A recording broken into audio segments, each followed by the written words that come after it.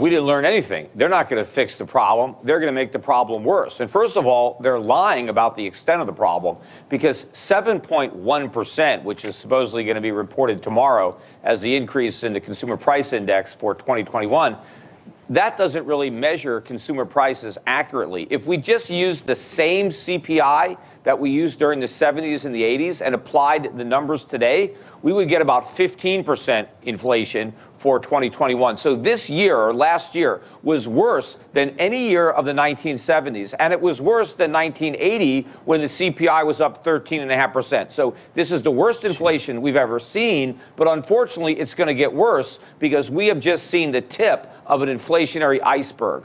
How did they do this to us? What did they do? Quantitative easing. Yeah. How do you think? The Federal Reserve created the problem. They've been printing all this money, but they sent the printing presses into overdrive during the pandemic. But we had an even bigger problem.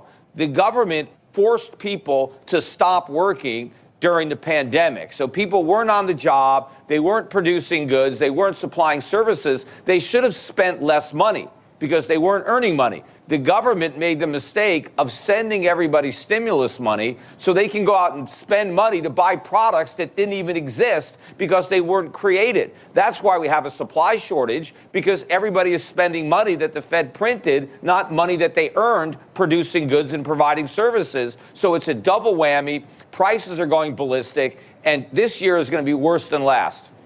What happens? I mean, so they're going to raise interest rates next year a few times, it sounds like, and they're going to drive them up to a level that won't even, it doesn't even seem substantial to me. Yeah. 2%. Well, you know, there's an old expression about spitting in the ocean, right? Well, I don't even think there's spit here. You know, there's definitely an ocean of inflation. Powell is talking about gradually raising the interest rate from 0 to 1% by the end of this year, and then maybe 2% by the end of next year.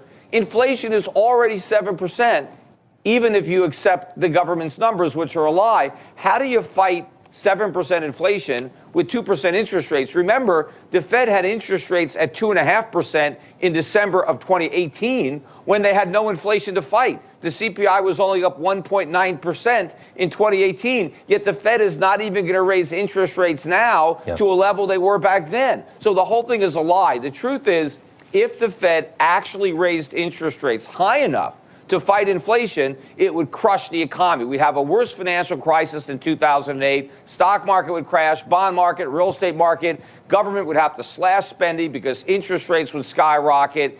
And so to prevent that from happening, the Fed is going to not fight inflation, and that's why it's going to get so much worse. But this is a problem that the government created. And we just live in this kind of artificial, fake little world where everything seems fine, and they've created this kind of this fake world where the economy seems healthy, and they've built all this for political reasons, right? So that they can win elections. Until you look beneath the surface, it seems healthy. We have record trade deficits, record budget deficits. We're bleeding red ink. We're living in a gigantic bubble. And now we're starting to see that because prices are really starting to rise. And there's no way to stop them from going up. And this is when everything comes collapsing down. Because eventually, this stagflationary environment that we're in, which will be much worse than the 1970s, more inflation and a weaker economy is going to prick that bubble. So even if the Fed won't prick it, the markets are going to prick it for them. $29 trillion in debt right now. What would you tell people? You know, we've got people all over the board here, people that are working still, that have kids in college. We've got people that are retired. What do you do right now to avoid the worst of what could be coming here? Well, the worst of what's coming could be hyperinflation. I mean, you used that word earlier. We're not there yet, but that's exactly where we're headed.